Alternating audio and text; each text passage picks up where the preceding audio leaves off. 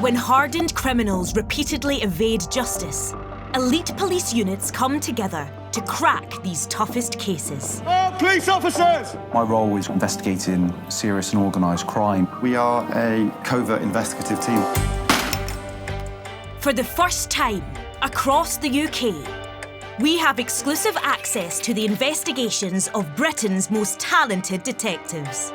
We'll spend years putting together all of these tiny pieces of evidence. The most bizarre investigation I've been involved in. And share the methods and evidence that can bring these criminals to book.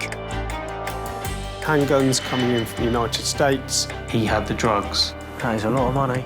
A real who did it. This time, a gang human trafficking young women for sex work in Bristol. I could see in the back of the car there was a girl wearing a dressing gown. My gut feeling was that something wasn't right. A dangerous county lines drug dealer is uncovered in Surrey. The biggest problem we have is you just never know what's going to happen. And the hunt for a vaccine fraudster in London. The offender entered her premises. He put something sharp against her skin, took the money and left.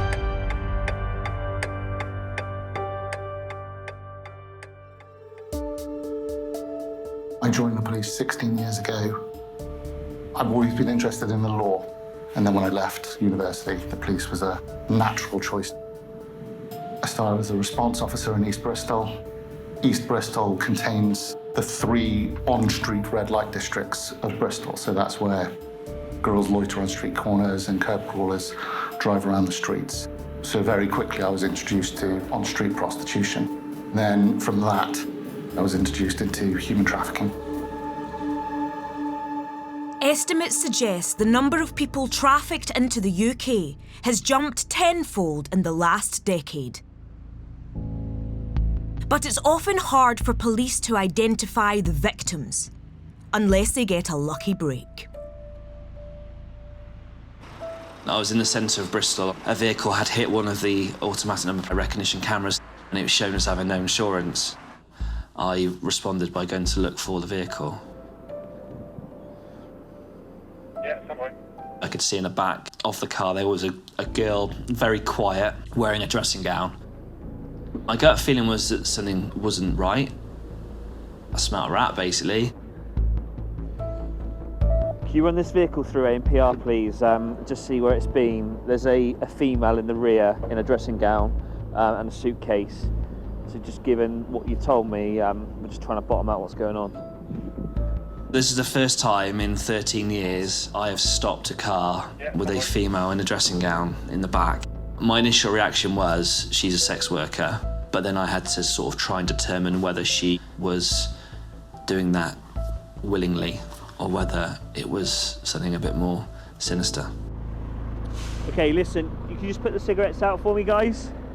What they told me was that they'd gone to pick her up from the train station in Bath, but I was aware that the trains didn't come into Bath at that time of night from London.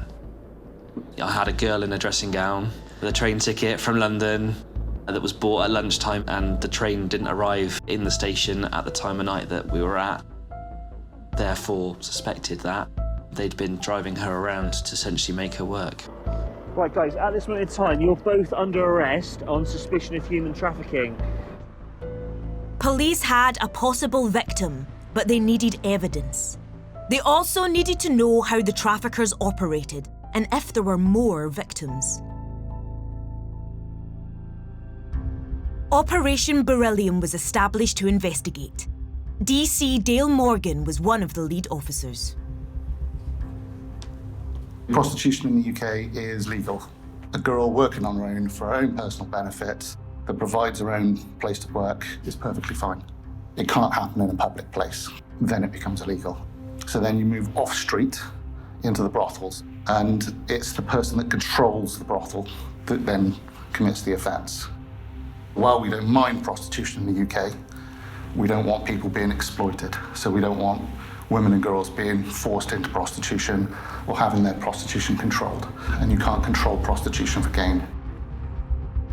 The beryllium team had just 24 hours to build the case and unravel the financial trail before the 2 male suspects would be released without charge. But they were still to hear from the victim herself. When I walked into the room and I saw her for the first time, she's in a dressing gown and there's a suitcase on the side, and she's actually just waking up from lying down on our sofa in our canteen. I thought she was far too young to be in that situation. She initially said she wanted help, she wanted support. She didn't want to be a sex worker anymore. She wanted to leave prostitution and return to Romania. And we said, yes, we can help you do that. We can take you away from this group. She then agreed to be interviewed. She was a little reluctant, so the interview didn't flow quite as a victim interview would normally play out. There were elements more like a suspect interview because she was very cagey about what had happened. We had to delve a little deeper into what happened in her life over the last few months and how she had arrived in the UK, ended up as a sex worker in Bristol. She hadn't been a prostitute before she arrived in Bristol, and now she didn't want to be a prostitute anymore. The story the 19-year-old shared with officers was typical of women tricked by human traffickers. She told us that she had known one of the suspects from Romania itself. She had gone to Germany, where she was working as a waitress, but she needed more money. She made contact with the male suspect online. When they started chatting, he said that she could come to the UK, be with him. He would be her boyfriend. He would look after her, and then that they would make money together. It's a process often termed a lover-boy approach. Come with me, I'll love you, I'll take care of you. She came in by a car, via a ferry, spent one night in a hotel. The next night she was in the brothel, and she was working as a prostitute. The victim's recorded testimony was the first piece of evidence. But Operation Beryllium immediately had a problem. After the interview, though, she had changed her mind. She didn't want any more police help. She said she just wanted to leave her own way, take her own path out of the UK. The police had a very small window to build a case and charge the suspects. We've got 2 people in custody, and we can't hold them forever. We are going to have to release them within 24 hours, or something else has to happen. In my experience, if we release them on bail, 9 times out of 10, Romanian pimps are going to be on a ferry back into Europe and vanish within 48 hours. We wanted to charge them and remand them in custody. We had to pull together an investigation team quite quickly. We had the financial investigation unit looking at money laundering and asset recovery. We had an analyst within the Intel Development Hub looking at the phone work and trying to track where mobile phones are being. With the clock ticking, Operation Beryllium made an incriminating discovery. Very quickly, it was established that one of the men in the front had previous conviction in Romania for a like offence to human trafficking in sex workers. The team quickly analysed the victim's police interview to understand how the exploitation worked and where it happened. She would estimate about 6 men a day she would see. The average was £100 for a 1-hour in-call at the brothel, and our estimates from that, she was making about £4,000 a week. All the money made was given to the pimp. The victim was working out of 2 addresses in Bristol. Within the first 24 hours, we went to one of the brothels.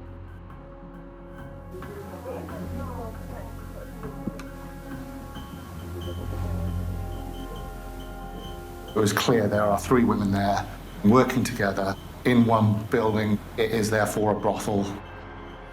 With only a few hours before the police would have to release their suspects, the operation made another surprising discovery. We found out that the boyfriend was married.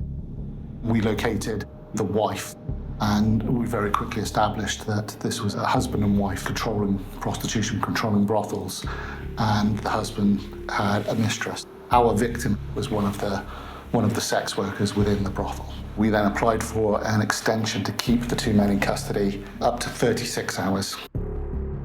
The 12-hour extension was granted. That day, I worked from 8 o'clock in the morning to gone 10 o'clock at night, trying to gather all the material. Their accounts, I think they were just trying to come up with something to sound innocent. They had no knowledge of this prostitution. They were just giving a lift to a girl that asked them for a taxi ride, basically. They were providing a taxi ride. I'll take your ID in a minute as well. While the men were denying everything during their interview, text messages from potential clients were recovered by the police. With that information, we could then see what had actually taken place earlier in the day. Painstaking analysis of CCTV and their mobile phones revealed their exact movements before being stopped by police. We could see the call from the person in the hotel to the pimp. He's asked for 2 girls overnight.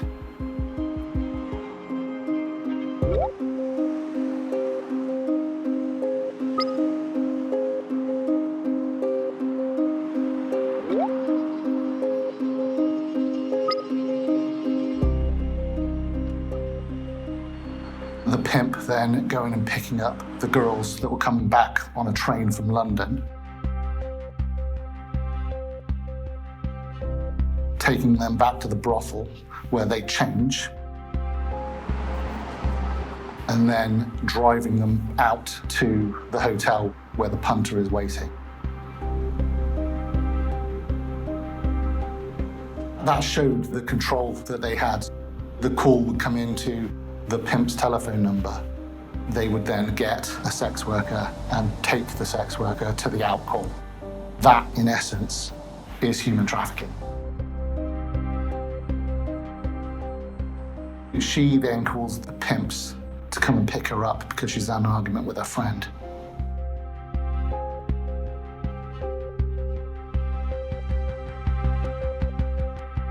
They've picked her up and they're driving back to Bristol with the girl in the back of the car, which is when they're sighted. The case for physical control was building, but Operation Beryllium still had to find evidence of financial gain. We found suspicious activity happening on their accounts, £100 payments being sent in with various different phrases attached to it. It's just lots of money coming in constantly. £160,000 had gone through one of the females' accounts. There is usually a matriarch, a female in charge, that controls the money and controls the business. It's something odd that I've seen a number of times. The boys can almost be just the thugs, the muscle that does the trafficking, takes the girls out in the car, takes them to the different clients. With only 20 minutes before the police had to release their suspects, they finally had victim testimony. Proof the men were transporting girls for sex and making a financial gain. And the identities of 2 women running the brothels. We then went to the CPS and asked them for charges for human trafficking, controlling prostitution, and money laundering. One of the pimps, the one that had a conviction in Romania for similar offences, pleaded guilty very early on, and the other suspects, having seen all the material that we were presenting, all 3 of them pleaded guilty. The first female offender was jailed for 23 months, suspended for 2 years, for controlling prostitution for gain. The second female offender was given a 12-month community order for using or possessing criminal property. Maren Gregori was jailed for 21 months. And Alexandru Ditta was jailed for 2 years, both for controlling prostitution for gain. The real win, though, is going to be the proceeds of crime and recovering their assets. And we're going to take back around £25,000. They've made a lot of money through controlling other people's prostitution. They've not had to do anything. They've not been having sex with 6 men a day to make all this money, to make thousands of pounds. I enjoy working on these cases. It is helping a victim that didn't want to be in that situation. She didn't want to be a prostitute anymore. After we met her, she wasn't. She returned to Romania. She's escaped that world.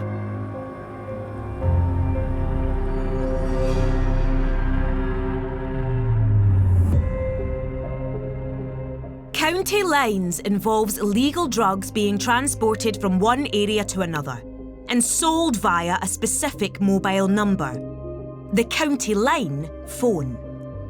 There are currently estimated to be over 600 organised county lines gangs operating in the UK. Knife violence is endemic to this type of drug crime.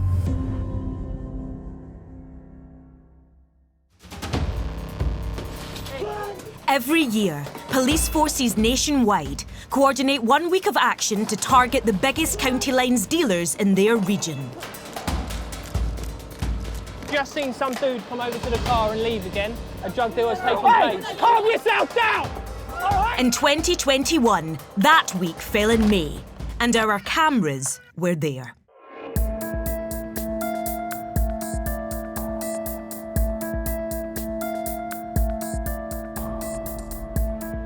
I joined the police when I was about 25 years old.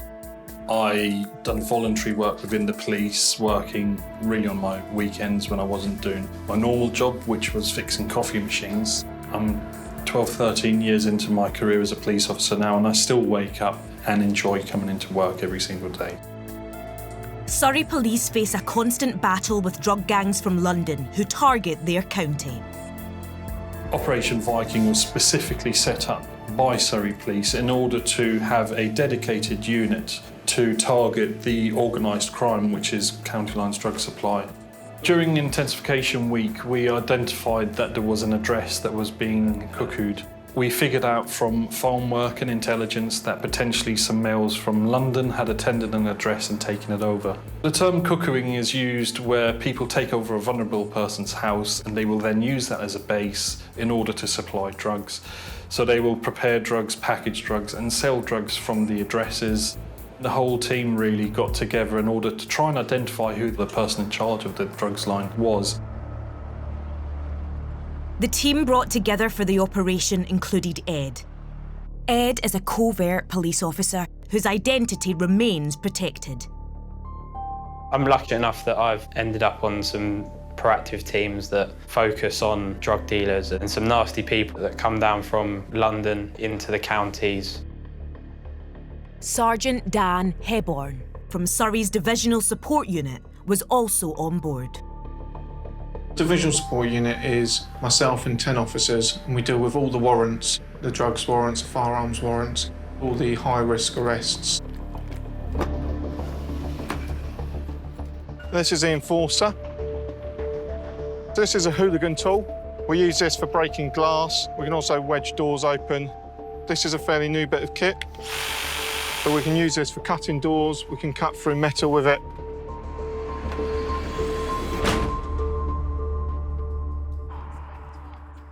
The team planned a raid on an address they believed had been taken over by a drugs boss called Jaden Gregg. He was already known to DC O'Neill. Jaden Gregg was a person who I'd previously dealt with as a police officer many years ago, probably 10 years previously. He was a dangerous character back then, and no doubt that things hadn't changed. He was a street robber when I was young in my career, and someone who would frequent on a daily basis on the streets of Croydon. And when I heard the name, you know, it didn't really knock me back too far to think that he would be the type of person who'd now take up this type of criminality. Gregg was from London and had recently been released from prison after serving time for stabbing a man in the head. He was a highly dangerous individual. Surrey police were joined by Met Police who knew Gregg well. There's some fast time intel come in that there are 2 IC3 males in the address. They are supposedly in there with a load of drugs and the line phone. This is the subject premises here. Monarch will do the main door. Guys, if we go double ram, Melv and Ollie, I'll take the enforcer with the saw as a contingency. If we've got any real emergencies, we'll get a firearm pulled, then back to the van, we'll try and maintain cover.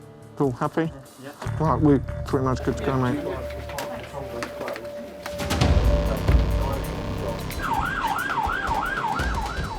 I think the biggest problem we have is you just never know what's going to happen.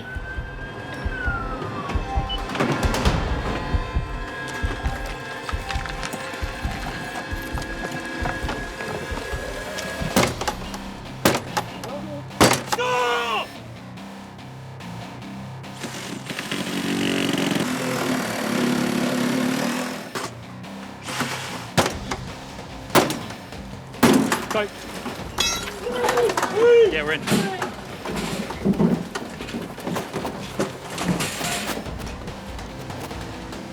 They're not here, they've gone. It's really soul destroying because I don't think people realise how much work goes into executing warrants and getting to the point where you're ready to go in, you've got the resources available. When you turn up at an address and you've missed people by minutes.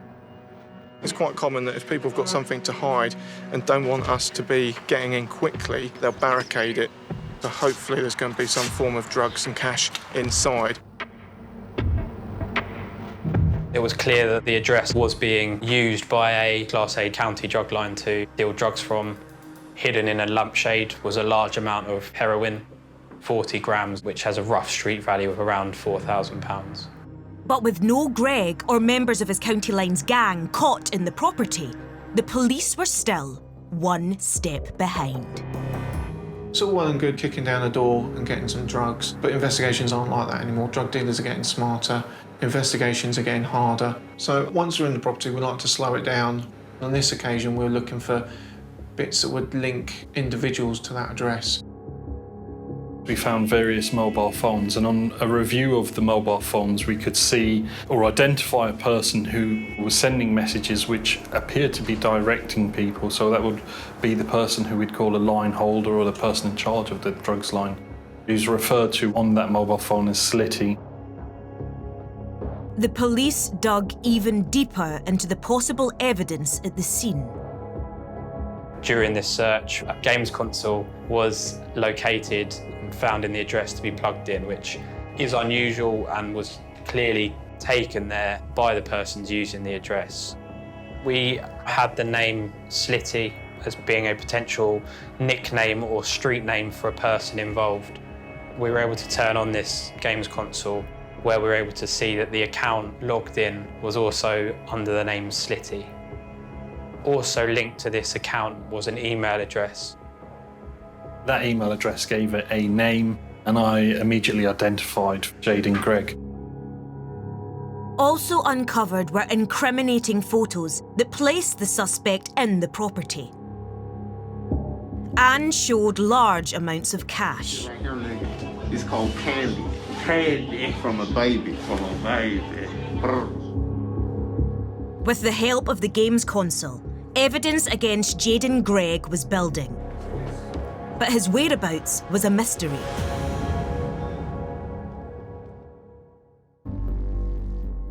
The next day, Operation Viking and Met Police hit the streets of Croydon, where the suspect had links. He's not been out of prison a long time for a serious assault where he stabbed people in the neck and stabbed people in the head. I have previous experience with this gentleman, and he was a bit lively back then. The operation had teams searching different streets.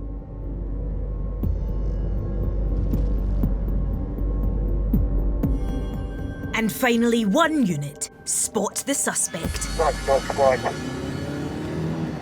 Get down on the floor now! Get down on the floor! Get down on the floor! Stop where you are! Get on the floor! Get on the floor now, you will be tasered! Get on the floor! You're on your ass, Jed. Get on your knees! Get on the floor! Get on your knees now! Miss, step away, step away, step away! Step away, come with me, come with me! Get on your knees or you will be tasered! Get on the Get his phone! Get his phone off of it! Go on, search. Search up. Search away. Don't just secure these. Search away. Are you willing to provide the PIN code for your phone? You're not now? Okay. With Jaden Gregg in cuffs, the police search him, his associate, and the flat they had recently left for evidence to support drug dealing. There's like miniature scales there, innit? Phone.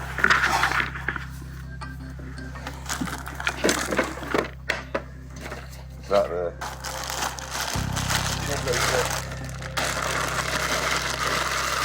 Yeah. 1, 2.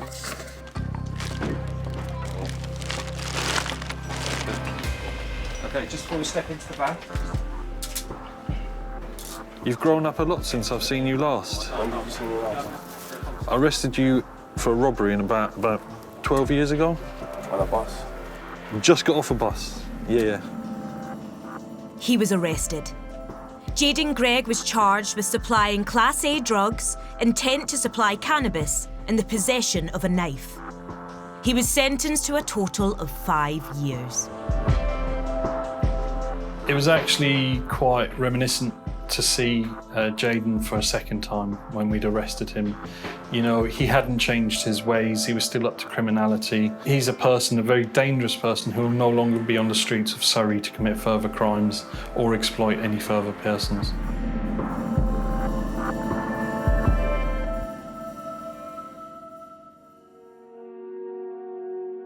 In Britain, during the COVID pandemic national lockdown, overall crime dropped. But cases of fraud didn't stop, as they adapted to the new reality. The huge sums of money in medicine mean the industry is a very natural target for fraud. The NHS falls prey to more than £1 billion of fraud every year. During lockdown, 6,000 cases of new types of COVID-related fraud and cybercrime resulted in £34.5 million of losses.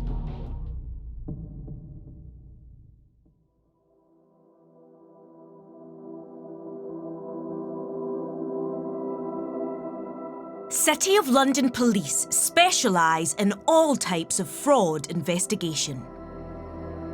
I joined policing because I wanted to make a difference. I didn't want the normal 9 to 5. I wanted to go and do something that made an impact, made a difference. City of London Police is the lead force of fraud. We take on the most difficult and complex cases around the country. I've worked in lots of different fraud backgrounds. I've also worked in murder investigation, domestic violence, street gang crime. With more people at home during the COVID pandemic and the streets easier to patrol by police, fraudsters adapted the way they operated. When the pandemic struck, it came with a huge amount of different challenges for policing in general.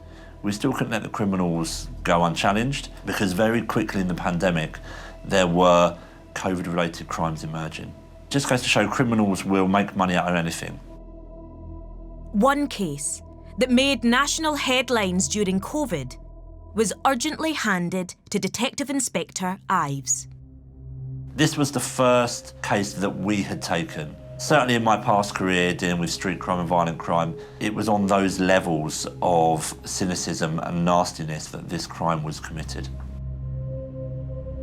On the 30th of December, the victim answered her door. The offender was stood there with a lanyard, claiming to be NHS and claiming to be administering the vaccine. It was told to the victim that she needed to pay them just over £100 for the vaccine. Then the offender entered her premises. He put something sharp against her skin and then took the money and left. This was a standout case for the unit. The risk to the public was higher on this case than any other case we had at the time, and it was very, very clear that we had to deal with it quickly. A wave of fake COVID jabs could have undermined public trust in the legitimate vaccination programme. City of London established Operation Freesia to stop the fraudster. My role within the team is head of the unit and head of operations. All of the day-to-day operational planning will come down to me. The actual work of kicking the doors down and getting the handcuffs on, we've got a really, really good and effective team that do that work.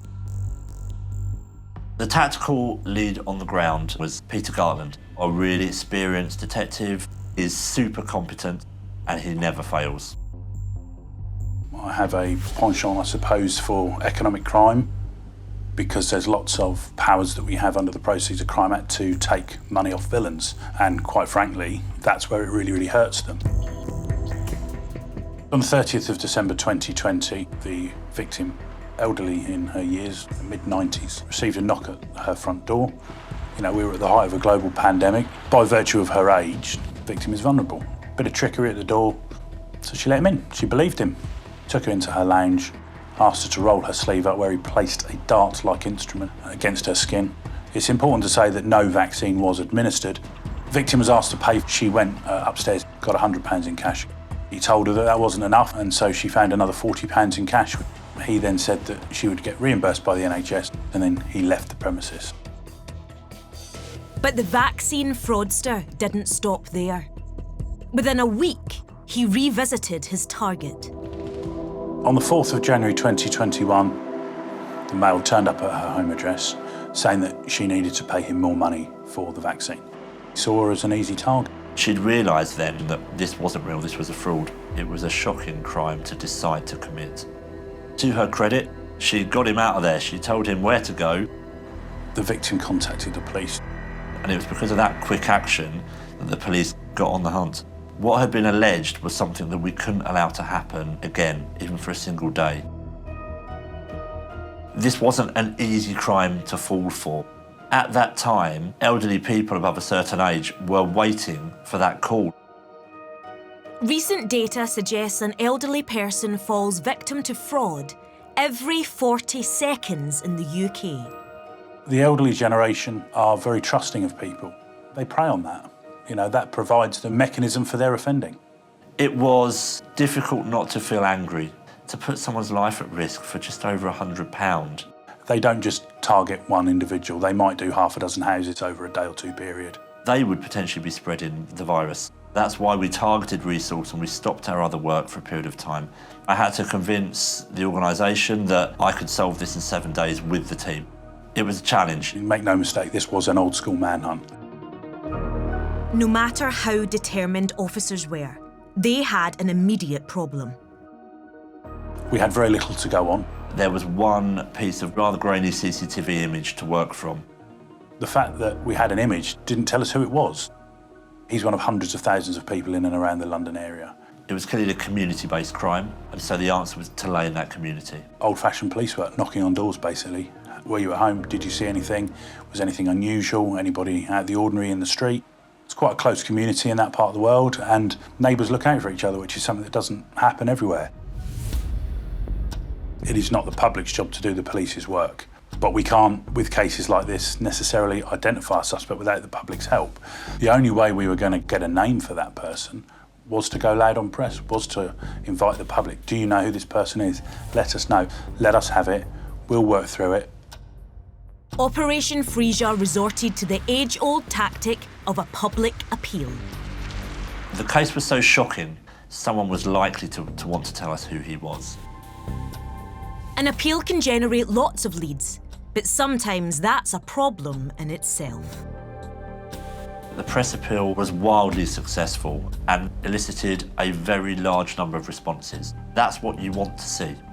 When you have a large volume of information incoming like that, there is always a concern that the right information will get lost. If the wrong suspect was filtered out, then we would have lost our man.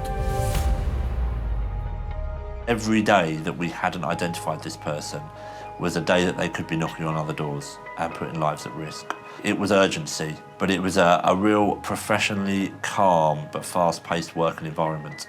There were a lot of officers working on this job. We were following up leads, we were conducting bank inquiries, CCTV inquiries. We're doing all sorts of different things to try and link people to the area. CCTV is an investigator's dream and an investigator's nightmare. It can give us a facial image of a suspect. It can show us how an incident has unfolded. But to sit and go through that footage is hours. You can fast forward a little bit, but the danger of fast forwarding is you miss stuff. 3 days into Operation Frisia, and the pressure was immense. So every name that we got followed up on. Do these individuals have any previous convictions? Have we got a custody image? Narrowed that down really to one individual who roughly matched that on the CCTV. We would not have got evidence without the knocking on doors. We had got a name both from the public and as a result of inquiries with CCTV. Quality can be different, but when you've got really distinctive things like haircut and clothing, and you can tie down an individual to a location, then it can be case solving. The suspect's name was David Chambers. He had previous convictions, so the police had an address for him. That sealed the deal. There he was. That's who we needed. We just had to find him. We were following up every lead that came in, following up CCTV inquiries, trawl hours and hours and hours of footage. That would in turn identify a suspect and provide us just that little snippet that we needed to tie in with other evidence that we had. And we were very fortunate that we established that the suspect may have gone to visit a pharmacy. So we attended that location. We struck lucky with the pharmacy. On the CCTV was our man. We had him on CCTV in the area on the 30th, 45 minutes, an hour, something of that order after that first offence, wearing the clothing as described by the victim. It's too coincidental for that not to have then been a person of interest. Although we knew who we were now looking for, finding him was a very different thing. There was no time wasted. We had immediately gone to David Chambers' address. He wasn't there. Large family group there, told us that I hadn't seen him, didn't know where he was.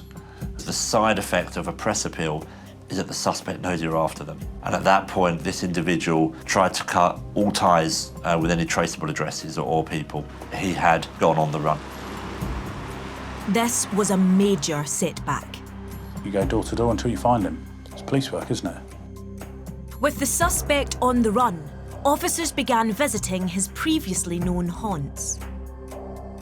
At this point, I didn't have that long left with my huge resource before I had to be redeployed again. A modern manhunt involves lots of old-fashioned policing, knocking on doors, knocking on acquaintances, families' doors, putting professional pressure on that suspect to know that the police are out there and not giving up.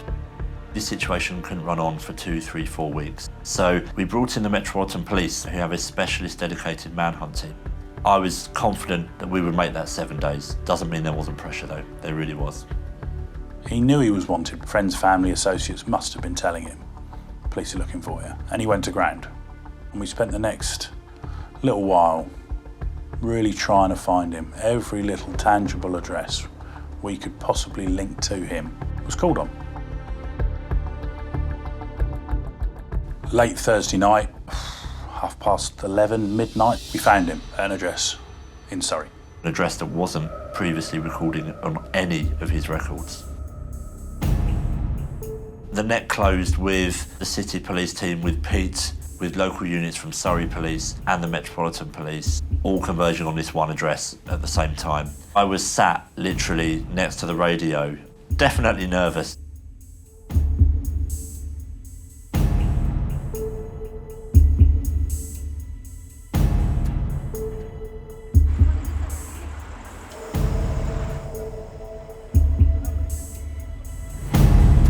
Standing in front of him, he was the person on the footage. He absolutely matched the description. There was definite pride at that point in the whole team that we'd caught him. The game was over for him. He looked like a broken man. He was actually very polite, very courteous, meek, mild, yes sir, no sir, like butter wouldn't melt. It was clearly him. That first stage of getting that danger off the streets was complete. We arrested him, brought him back to Bishopsgate custody, where we conducted interviews with him. Operation Frisia were ready to put their evidence in front of Chambers. He gave a no comment to that interview. Didn't want to talk. Didn't have the decency to explain what he'd done. Following morning, he was subjected to a further interview. He didn't answer any questions then either. Frustrating, but I was satisfied we had enough to charge him. I wanted him to stay in custody. We couldn't release him, we couldn't bail him. It had been a nightmare to find him, quite honestly. We needed to keep him in custody for the public's safety and to prevent him from disappearing. He went before a magistrate who also saw fit to keep him in custody. David Chambers was charged with 2 counts of fraud and 1 of common assault. After a 7-month wait in custody, he finally came before the courts and was sentenced to 3.5 years in prison. David Chambers changed his plea and pled guilty. This just gives you a bit of a measure of the man, really. We've got a vulnerable victim. He knows the victim's vulnerable. He knows how old she is. Yet he puts her through further stress, further anxiety. He should have just pleaded from the off. We knew we had the right person, but to have that confirmed and cemented in place with a guilty plea, it is a big moment for the team. He was sentenced to 3.5 years custody. And alongside that was a 7-year criminal behaviour order. The criminal behaviour order will mean that the defendant can't do door-to-door sales. Cold calling people's addresses, either in person or via telephone. He can't leaflet drop, solicit for work. And unless it's an emergency, he cannot just go and bang on somebody's door. If they do, they're liable for arrest immediately. A great result for the team, for the victim, and for the police in general. All that hard work, all that effort, all of those hours, on behalf of the victim, it provided a little bit of closure.